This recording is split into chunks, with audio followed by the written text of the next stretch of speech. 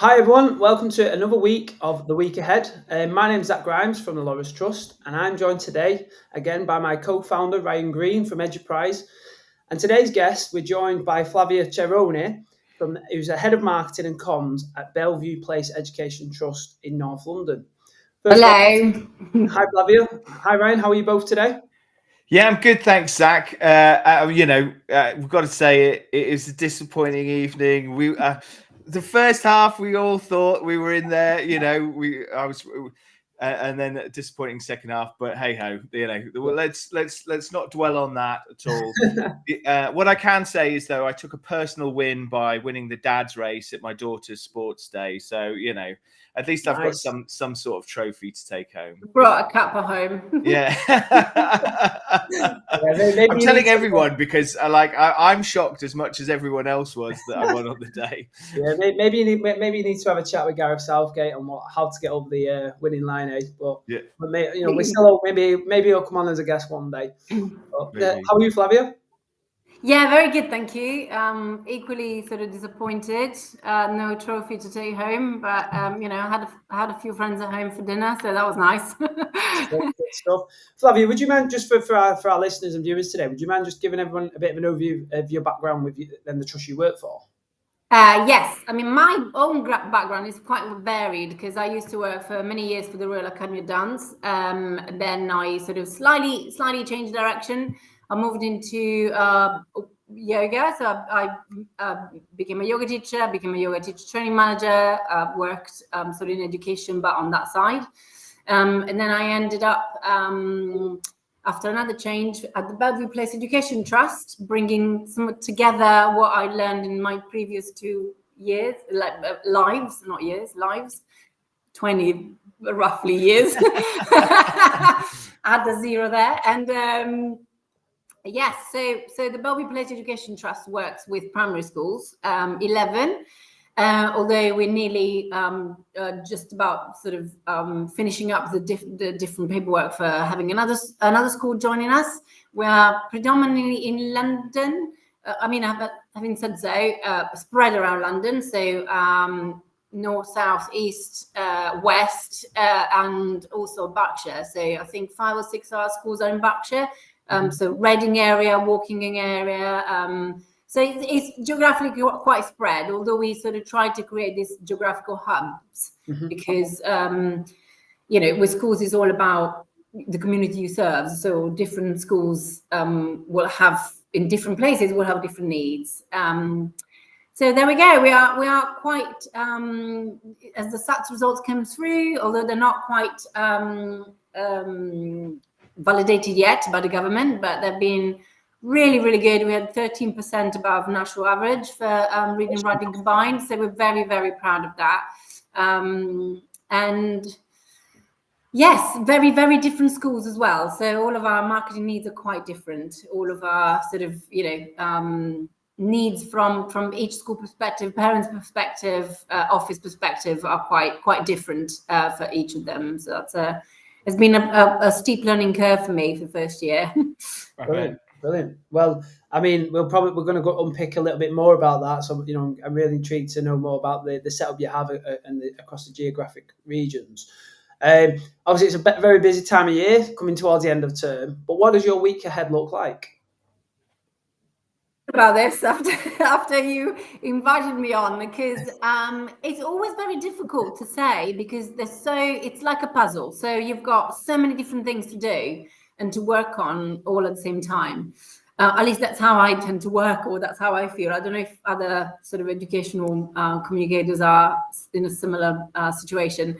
My main focus this week is going to be the launch of 2 websites for 2 schools. So we've been working on them background, but we, with, as you say, with everything going on, this is the busiest term of the year. So everything has to be sort of paused and stopped and started. Now that most of our things have sort of concluded or finished off or, been analysed and done and dusted. So I think we got a bit more time this week to really concentrate on sort of pulling those off, revising all of the copy, making sure all of the picture looks great, all of the things that, one needs to be done, needs to do for launching a new website, really. So yeah, 2 on the go. So hopefully by the end of next week, before we all go on a holiday, we'll be done and dusted and live. Oh, very good. And what does launching a website look like to you and in Belle Vue? I'm responsible here for setting up sort of the the strategy, to setting up the sort of the big headlines, let's say, and then the schools obviously then help the schools to learn, to train them, to then carry on those tasks, and obviously be supported of them. We do so at this point in time, what launching a new website looks like is for me to having decided sort of what a template looks like, what kind of information architecture we want, what sitemap we want, and having different conversation with different schools, because according to what I said before, each school serves a different set of parents and a different community. So adjusting those, so we don't have a copycat. So it's a rough copycat. So there's a template, but then it's distinguished between schools according to what they need. So it's going through all of those things, and then for me, it's really sort of me and my assistant who's helped me out with that. So to combine, rewrite a copy that is already existing, to refresh it, make sure it's up to date. And then sort of bring it all together with images, testimonials, numbers, data, stats that can be useful to parents and for our marketing purposes, and put them onto the website. And once that's effectively done, sort of go to the schools, train the schools how to use it, what can be catchy. Sometimes they're just so busy in their day-to-day that they're not even quite aware of what could be helpful or what could be useful, what could be used to really sort of enhance their offer. And 99% of the time is stuff that schools are already doing. You just need to bring it up to the forth. So it's more, it's giving them sort of a bit of a hand on, I think this will work. Why don't you, or if that doesn't work, how can we change it so that we can be really interesting and we can sort of, maybe send it to press, use it on the website. So would you say it's really about? Well, I mean, I think anyone who's in the kind of profession knows that launching a website isn't a small task, but it's really broad. But actually, I guess what I'm hearing you saying is, it's more not just about getting the content, getting it published, but more about how do the school then incorporate it into workflows and processes so that they're feeding content to this site. So, which is, driving either parental engagement, kind of information sharing, knowledge awareness, kind of promotion, all those other aspects, which that's exactly right. Yeah, that's exactly right. And a lot of the time, we still drive that sort of that well, I can't come up with words now. We still drive that aspect because for a number of reasons, but it is about teaching them how to do that, and also showing and demonstrating, so that once us as a marketing team start to add in 3, 4, 5 articles to their website, they start learning what works, how to write one, what kind of events or activities can actually be of interest, and sort of creating that sort of it's a learning curve, but it also then becomes, it hopefully will snowball. And that started to happen when we had here in Kilburn, at Kilburn Granger School, we had 5 counsellors coming in last week from the Brent Council. That's because of a number of activities that we carried out throughout the year, that sort of brought us to then being able to have that relationship whereby the children got in touch with the counsellor with a set of letters, and then decided to 5 of them to come around and have a look at the school, talk to the children, etc. So the first thing then that the head teacher then asked me was like, can you put that on the website? So he's starting to pick up. It's like, now you get it. This is the kind of thing we need to put on the website.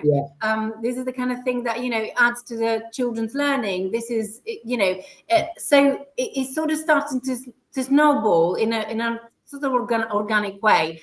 We probably would like to sort of speed that process up a little bit, so that the schools can take more ownership of that. But again, they're not marketers. They don't have a lot of time in doing this, so they do struggle with that. So there is a sort of a balance between sort of what we're expecting them to do to what we can support with. Yeah, no, this sounds like there's a lot of campaign activity going on with driving that, and credit to you and your team for the work you're doing with showcasing the value of websites, and particularly the news feature. I often think it's an area that's overlooked when you think it's certainly from an SEO perspective and Yes. General search. It's such a huge tool to use. Absolutely, to improve the reputation of your schools within your trust. But how are your campaigns shaping then? You've mentioned there around like doing some activities internally with staff, but externally, have you got a campaign plan for the launch of these new websites?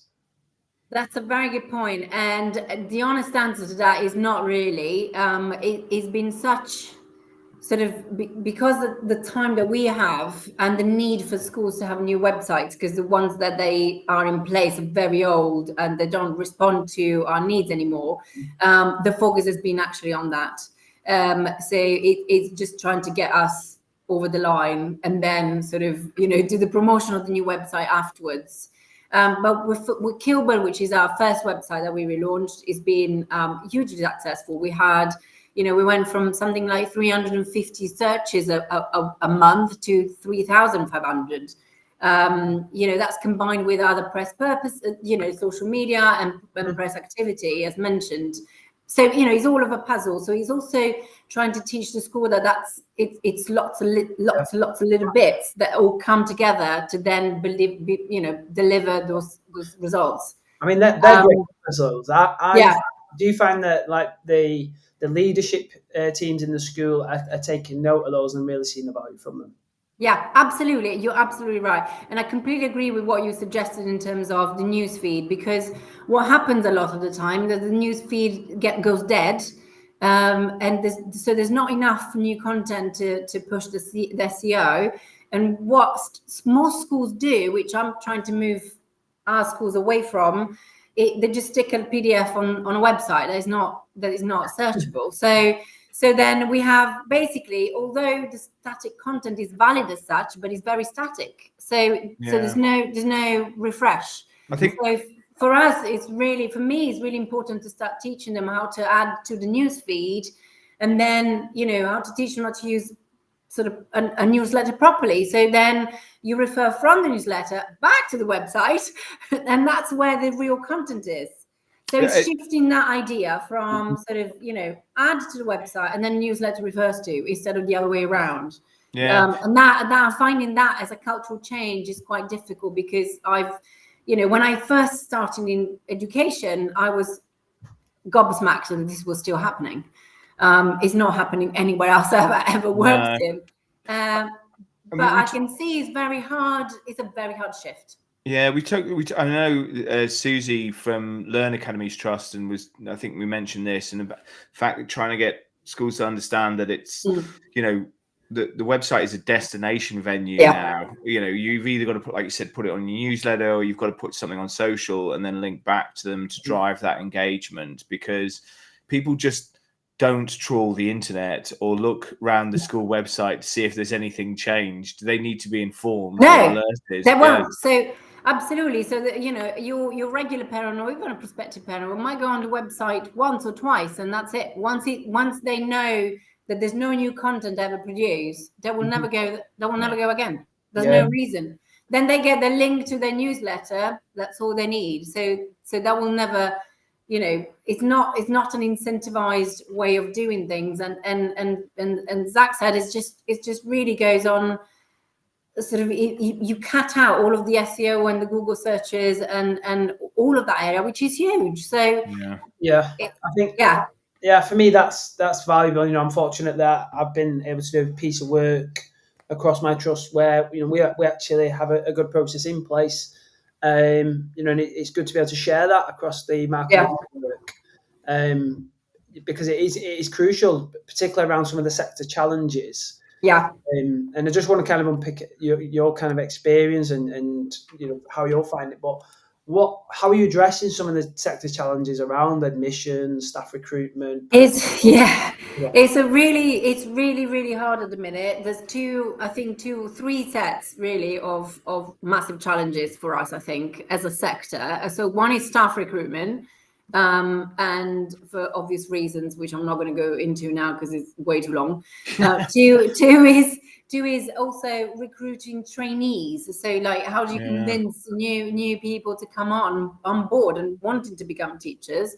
And three is pupil recruitment, especially. I'm not quite sure what it's like up north, but inner schools London. In London, the numbers of the birth rate and people moved out because of Brexit, cost of living crisis, and COVID is huge. So we had a 10% drop, roughly. Different boroughs, different numbers, but it's a huge drop of children available for schools to actually sort of to fill up schools. So it has become really difficult. Like in two of the boroughs that we have schools in, 4 schools have actually either closed or merged, both boroughs. Right. Lambeth is the worst. We haven't got any school in Lambeth, but it's really tough. So I think what we're really trying to do is to really have a really good offer, which we already do really in all our schools, but also be able to share that, to be able to let people know that that's what our schools do. Mm-hmm. And our main point in our marketing strategy, and actually bottom line, is always word of mouth, because schools are small little places and they're communities, and they really sort of look around the community area. And I think the word of mouth is the strongest things that can ever drive school recruitment. But also, again, as we said before, is lots of different puzzles to the bigger picture. So having a good website, having an advertising, if you've got the money, or if not, sort of working through sort of local press, if we can work with them. So I've established quite a lot of spend time in establishing relationships with different sort of boroughs in the different sort of local press, and that's starting to pay off. So there are a few things that started to come out. We had a lot in Kilburn, some in Richmond, in Hackney. So just to really make sure that the school's presence around the local area is felt, is seen. And even here in Kilburn, we are actually organising a really big sort of street party for September. And although that's, it's more like an event and it's not quite marketing, but it kind of is marketing. Yeah. So they've taken the lead on that. So we're organising a no car day, because we're also campaigning for the road closure, because just in front of our school is not very safe. That was part of the reason why the councillor came in, because we really wanted to show them what it would look like. So really making the school very present in the local area, so that people will know there is a school there and they do all of these things, and that's great. And why don't we go for a school tour there? Have a look what they're all about. Yeah, I mean, the physical marketing and the PR there that you're talking about is fantastic. I love the phrase you mentioned there around like the puzzles as part of the bigger picture, and all those attributing channels to what you're doing. I think that is absolutely core for addressing the sector challenges. And certainly it sounds like you've got a really good, clear strategy in place for these new websites, and how you're not just taking one approach. It's an online and offline forward plan, which is obviously climbing the mountain with the falling birth rate is out of your hands, but sometimes you've just got to work with what you've got and give it the best shot. Yes, exactly that. Yeah. Yeah. And I'm really proud actually, because 97 of our school places are filled across the whole trust. So there is, I think we've done really well, especially in this sort of climate in London. But obviously, as you know, schools are really hard place to work with. They only have that amount of funding, and if you don't have pupils, don't have funding. So it's really trying to really work with organic word of mouth, organic advertising, creating all of those elements that we can do at literally zero budget.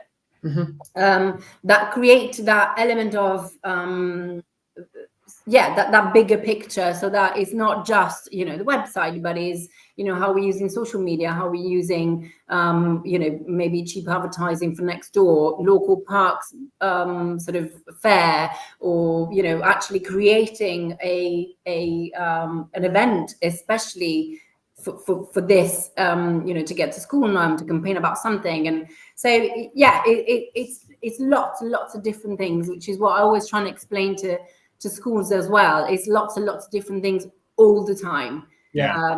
So that you keep that consistency, and you know, you never drop, because if you drop, then it really is hard to then pick you back up. It takes a lot of time. Yeah, it certainly does. Well, I mean, Flavia, I think we're going to have to continue this conversation, have a part 2 when these websites are live in the next academic year. Love that. You know, I just want to say a massive thank you for your time today, because it sounds like you are incredibly busy. So me and Ryan, I so appreciate you taking the time out of your day to come and give us an insight.